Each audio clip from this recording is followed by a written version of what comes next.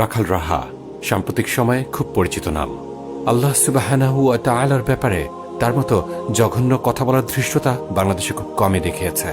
আজ সেই আলোচনাতে যাচ্ছি না, তবে আমরা কোনো কিছুই ভুলিনি, ভুলি না, ভুলব না ইনশাআল্লাহ। চলুন আজকের মূল আলোচনাতে যাওয়া যাক। রাখাল নিজেকে ব্যাপক বুদ্ধিজীবী মনে করে বিশ্ব সংসারে তার জ্ঞানের ভার বহন করতে সক্ষম এমন হয়তো খুব কমই আছে। গত 17 জুন রাখাল একটি পোস্ট করেছিল, আমরা পড়ে শোনাচ্ছি। জ্ঞান বিজ্ঞান পরিমাপের কিছু তথ্য, জ্ঞানীদের জন্য, মূর্খদের জন্য নয়। Notice the level of confidence, or in reality the level of arrogance of Rakhal. Yes, arrogance. And just bear with us, we have a surprise for you. চলুন পোস্টটা পড়ে শোনাই। মোট নোবেল পুরস্কারের প্রায় 65% পেয়েছে খ্রিস্টান ধর্মের অনুসারী, যারা পৃথিবীর মোট জনসংখ্যার প্রায় 29%। মোট নোবেল পুরস্কারের প্রায় 22% পেয়েছে ইহুদি ধর্মের অনুসারী, যারা পৃথিবীর মোট জনসংখ্যার প্রায় 0.2%। মোট নোবেল পুরস্কারের প্রায় 11% পেয়েছে নিধর্মী ও অবিশ্বাসী মানুষ, যারা পৃথিবীর মোট জনসংখ্যার প্রায় 14%। মোট নোবেল পুরস্কারের প্রায় 1% পেয়েছে বৌদ্ধ ধর্মের অনুসারী, যারা পৃথিবীর মোট জনসংখ্যার প্রায় 4%। মোট নোবেল পুরস্কারের প্রায় 0.8% পেয়েছে ইসলাম ধর্মের অনুসারী, যারা পৃথিবীর মোট জনসংখ্যার প্রায় 26%। মোট নোবেল পুরস্কারের প্রায় 0.7% পেয়েছে হিন্দু ধর্মের অনুসারী, যারা পৃথিবীর মোট জনসংখ্যার প্রায় 15%।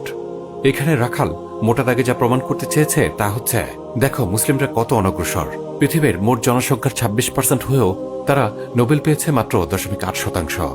যদিও রাখালের সাবলিমিনাল মেসেজে এই নোবেল প্রাইজের সাথে অগ্রসর কিংবা অনগ্রসরতার হোল ফ্রেমিংটাই ভুল। লক্ষ্য করুন, আমরা কিন্তু বলছি না দুর্বল, আমরা বলছি ভুল।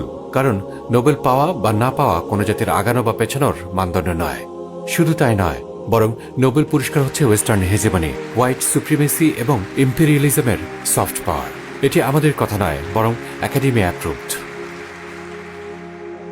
2009 সালে শান্তিতে নোবেল পেয়েছিল তৎকালীন American president Barack Obama. Barack Obama আর শান্তি, বিষয়টি হচ্ছে উত্তর এবং দক্ষিণ মেরুর মতো। লক্ষ্য করুন নোবেল কমিটির প্রাক্তন সেক্রেটারি কি বলেছিল। Nobel Secretary requests Obama Peace Prize. Gary Lundstedt told the AP News Agency that the committee hoped the award would strengthen Mr. Obama. Instead, the decision was made with criticism in the U.S. external. Many argued he had not had any impact worthy of the award.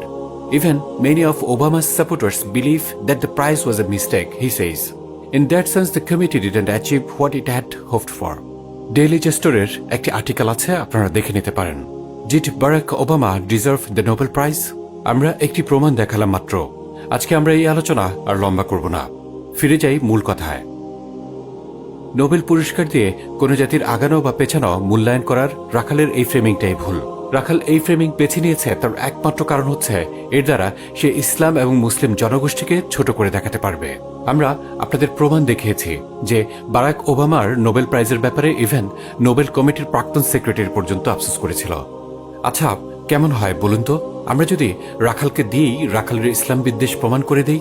আমরা যদি Nobel কমিটির সেক্রেটারির মতো Nobel নিয়ে রাখালের আফসোসও প্রমাণ করে দিতে পারি, তাহলে কেমন হয়? চলুন দেখা যাক। 3 জানুয়ারি 2026 ভেনেজুয়েলায় ইউএস আগ্রাসন নিয়ে রাখাল পোস্ট করেছে। একটা দেশ আরেকটা দেশের নির্বাচিত প্রেসিডেন্ট ও তার স্ত্রীকে বোমা মেরে অপহরণ করে নিয়ে গেল। অপহরণকারী দেশটা পৃথিবীর সর্বাধিক র্যাঙ্কিং বিশ্ববিদ্যালয়ের মালিক, সর্বাধিক নোবেল লরিয়েটের অধিকারী, সর্বাধিক মানবাধিকার চর্চার গৌরবধারী। পৃথিবীর এই অন্ধকার আলোর পাপ, অন্ধকারের ফসল নয়। অন্ধকারকে চেনা যায়, তার অন্তত প্রতারণা নেই। আলোর প্রতারণায় গোটা পৃথিবী আজ সর্বশান্ত হওয়ার দ্বার প্রান্তে।